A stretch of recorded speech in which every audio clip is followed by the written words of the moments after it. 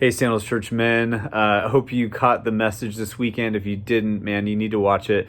Pastor Matt was on fire. He was back. It was really, really great. And I love how he challenged us to do what Jesus did to the rich young ruler, which is really focusing in on his one thing, the one thing that needed to change in order for him to get close to Jesus and follow Jesus more fully. And I think that's the challenge for us this week. I mean, I made a list of like 9 things I can change in my life, but this isn't about like a New Year's resolution, like things I want to change. This is about what's the one thing that keeps me regularly from getting close to Jesus, to following him more faithfully. And at the root of whatever the external symptoms are, there's probably something that's keeping you. And here's what it was for me. I'm a 6 on the Enneagram. I tend to be anxious. And in my anxiety, I stay busy. And I want to make sure I'm maximizing my time and doing all these things. And that sounds really great, but it's not, because what happens is I struggle to slow down and spend time with God. Even when I sit and I'm like, okay, I'm going to sit here for 5 minutes and just try and listen to God, guess what happens? I'm thinking about all these things. I'm anxiously trying to plan my day and make sure I do everything possible to maximize my day.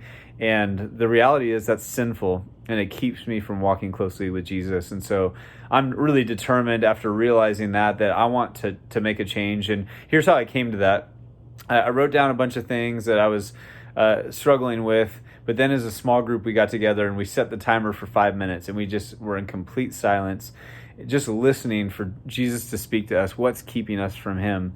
And then with the help of our spouse and community, we really talked through it and just worked through what's the one thing, and kind of landed there. So I want to encourage you to do that with your spouse, with your small group, with a group of close friends, and figure out what it is. It's going to be different for everybody. For some, it's lust, and that is the thing. It's the crutch, or some other vice like alcohol, drugs.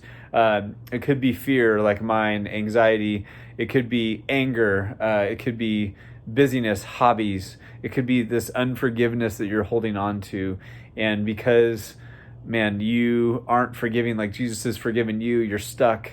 It could be your money, or the desire for money, or desire for power. There's all kinds of things that could be at the root of keeping you from Jesus. So this isn't just things you want to change, like I want to exercise more and whatever. It's what's the one thing that keeps you from a close relationship with Jesus. So spend your 5 minutes in silence, ask God, listen to him, then go to your community. And you can do that together and then talk about it, or do it on your own and go to your community. But the point is that you're figuring out what that one thing is, so that you can confess it, that you can ask for forgiveness, and you can begin to change, begin to press into that area.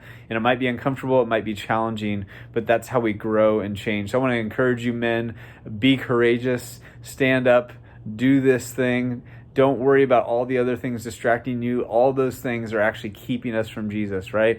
All those worried about politics and everything that's going on in the world, COVID, and whether or not you should wear a mask, and whether or not you agree with BLM, or all those things, those are distractions keeping you from Jesus. I want to challenge you to focus in, let Jesus speak to you, grow closer to him.